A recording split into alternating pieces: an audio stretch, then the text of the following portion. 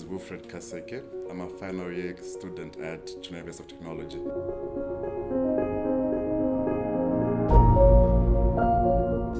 I think in contrast to the conventional degree programs, engineering degree programs like mechanical, electronics, electrical, that just focus on one facet of engineering, Mechatronics gives you a more rounded up approach. So you not only know the computer science behind it, you know the electrical aspect, you know the mechanical aspect. So given a real life engineering problem, it's easier for you to understand exactly what is going on. At University of Technology, not only do you have the labs, you have all the teachers. And you know what? I feel as if because they want to make mechatronics engineering a way better program, right? You don't have just mechatronics staff as teachers. You have people from electronics, people from mechanical, so that they teach you exactly what they're good at. Then you would then bring together what you got from the mechanical engineering lecturer, the electrical lecturer, the electronics lecturer.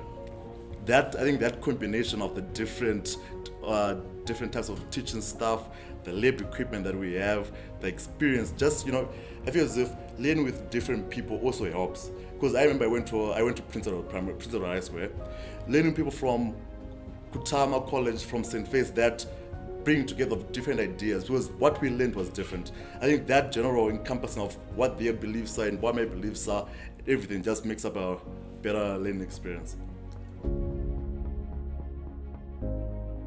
I remember I went to 3 different companies that specialize in 3 different areas. Initially, I went to Econet, which is a wireless communications provider in Zimbabwe.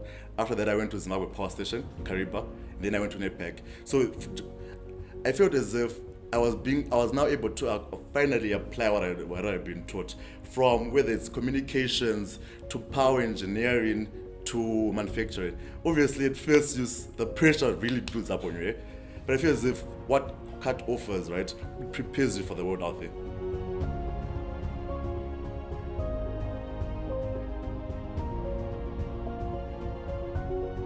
As a group, we are working on a robotic mechanism for the non-destructive test of aeroplane fuselages. So the whole idea is to just see. I remember, was it last year when there's a flight that went down, and that was in America, and the NTSB in their final report said that one of the main reasons why it went down was a crack in the fuselage.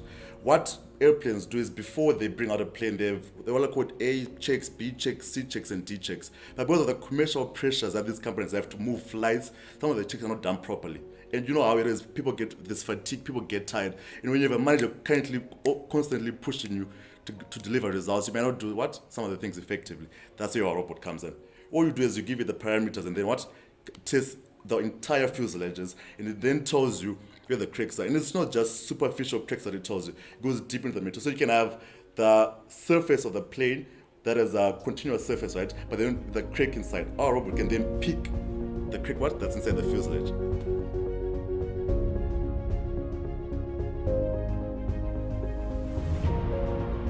I think that's a common misconception to say that engineers don't have a social life.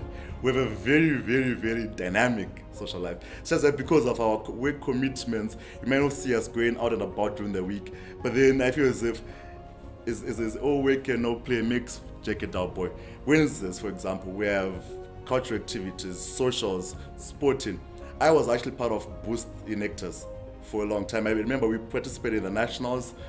We came third. I actually presented in that team. We came third. So not only do I get a technological understanding of how the world works, and then get an entrepreneurial way of then applying my technology in the real world.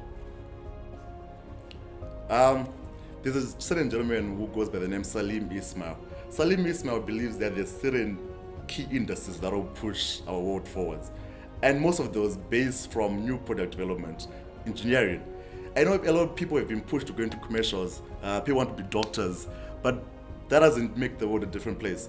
The idea in life is to have a product that can affect 1 billion people, and the only effective way to do that is to do engineering, and not putting shade on electrical engineering, mechanical engineering, and so forth.